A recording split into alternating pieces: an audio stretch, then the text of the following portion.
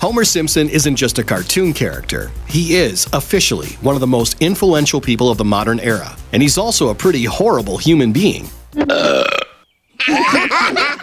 For over 30 years, Homer's been abusing his kids, lying to his wife, and causing all kinds of mayhem as a result. Hey, we love the guy, but the citizens of Springfield probably lost their affection for Homer Simpson long ago, especially after he did all these things. The Maude mishap. Maude Flanders' demise via t-shirt cannon is arguably the most shocking and callous end in the Simpsons' long and storied history. And alone again, naturally, the Flanders and Simpsons families visit the local racetrack, and Homer becomes obsessed with the cheerleaders' t-shirt cannons. Like, really obsessed. First, he takes off his own shirt, trying to get the cheerleaders' attention. Next, he paints a bullseye on his chest. Given Homer's size, that would be an easy target. And the cheerleaders let a barrage of t-shirts fly straight at him. And then... And that's the end of the line for poor Maude, who didn't do anything wrong aside from crossing paths with Homer Simpson one too many times. Celebrity send-off. Technically, The Simpsons' annual Treehouse of Horror episodes aren't canonical, which gives the show's writers plenty of room to stretch their creative muscles and go crazy. But even by normal standards, the 2009 Treehouse of Horror segment, How to Get Ahead in Deadvertising, is extra creepy. The episode begins as a Mad Men parody, but quickly descends into a dark story in which Homer hunts down superstars for money. Homer starts by accidentally pushing Krusty the Clown into a wood chipper, and then he accepts money from advertising executives to drown George Clooney in cement, to strangle Prince with his own guitar, and to brain Neil Armstrong with a golf club. If only Homer's non-imaginary adventures weren't also totally nuts. Framing Marge.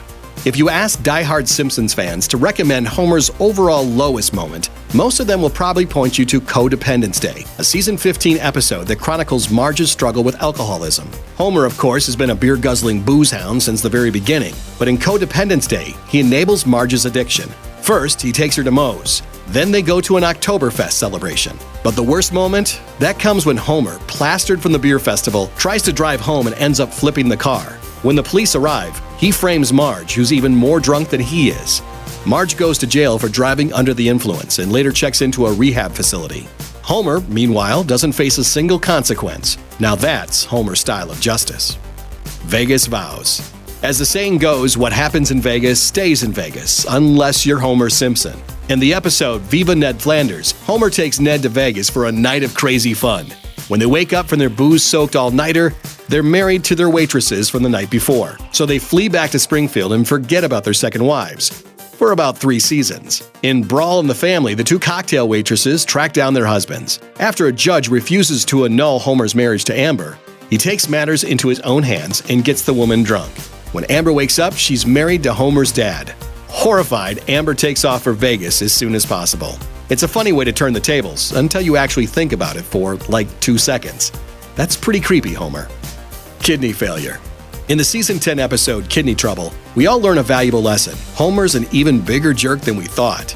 In the first half of the episode, Homer causes his dad, Abe's kidneys to explode because he doesn't want to stop to let him use the bathroom. The doctor tells Abe he's a goner without a transplant, and fortunately, Homer is an exact match. Less fortunately, well, it's Homer. While Homer agrees to donate a kidney, he takes off just before the surgery, leaving his father alone and in pain.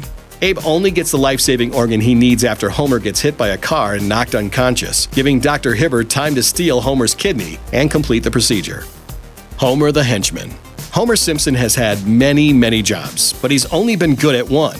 Unfortunately, that happened to be when he was working for Hank Scorpio, a straight-up supervillain. This is Homer we're talking about, of course, and he doesn't ever actually notice that Scorpio is really a criminal mastermind. He's too busy doing literally anything else to realize that he's helping Scorpio conquer the world.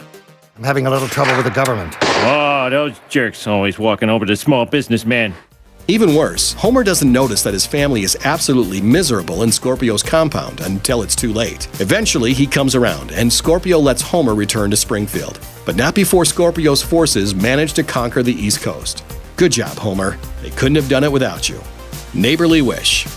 Homer's gone out of his way to make Flanders' life miserable plenty of times, but what he does in the Season 3 episode when Flanders failed might take the cake. At a backyard barbecue, Flanders announces that he's quitting his job to open his own store, the Leftorium. So, naturally, Homer uses the power of a wishbone to wish for Ned's business to fail. It works. The Leftorium goes out of business, Ned's house is repossessed, and the Flanders are forced to move into their car. Sure, Homer eventually saves Ned from bankruptcy, but Ned never would have been in trouble in the first place if Homer hadn't been such a jerk. But that's Homer for you. And when he's least expecting it, bash his head in with a chair. Thanks for watching. Click the looper icon to subscribe to our YouTube channel. Plus, check out all this cool stuff we know you'll love too.